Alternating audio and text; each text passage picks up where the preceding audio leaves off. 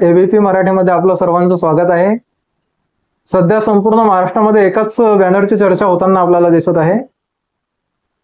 राजकीय वर्तुळात बारामतीला खूप असं महत्त्व समजलं जातं आणि या बारामतीच्या महत्त्वाच्या सोबतच नेमकं बारामतीत काय बॅनर लागलं की ज्याची संपूर्ण महाराष्ट्रावर चर्चा होताना आपल्याला दिसत आहे।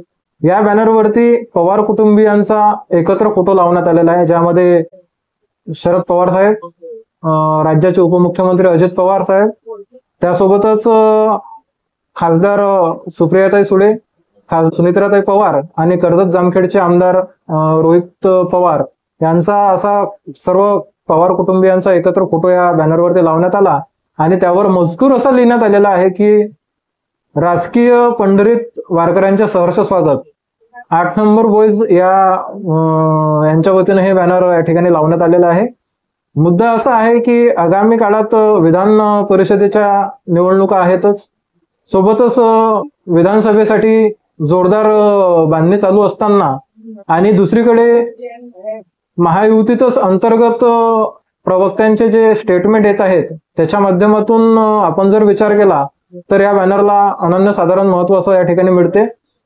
म्हणजे शिवसेनेचे प्रवक्ते बोलत असतील, भाजपचे प्रवक्ते बोलत असतील किंवा राष्ट्रवादी काँग्रेसचे म्हणजे अजितदादाच्या गटाचे जे प्रवक्ते बोलत असतील, यांच्या या बोलण्याच्या माध्यमातून आणि लागलेल्या बॅनरच्या माध्यमातून आगामी काळात काय वेगळे चित्र दिसतात हे सुद्धा आपल्याला या ठिकाणी बघण्यासारखं राहणार आहे। मुद्दा असा आहे की राजकीय कितीही मतभेद असले आणि राजकीय कितीही हेवे दावे केले तरी पारिवारिक पद्धतीने पवार कुटुंब कायमच एकत्र राहिलेलं आहे आणि हाच कदाचित या मागचा संदेश असू शकतो।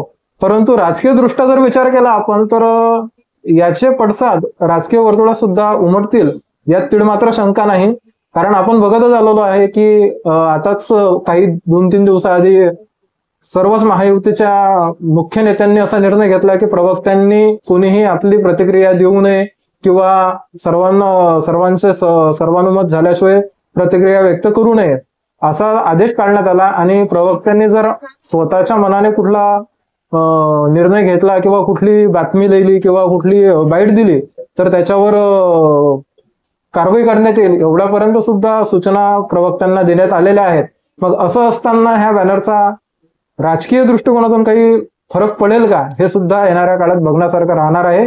त्यामुळे नक्कीच राजकीय दृष्टिकोनातून बारामतीचं महत्व आहेच आणि अशातच हे लागलेला बॅनर हा चर्चेचा विषय झालेला आहे। तुर्तास एवढे, धन्यवाद। जय महाराष्ट्र।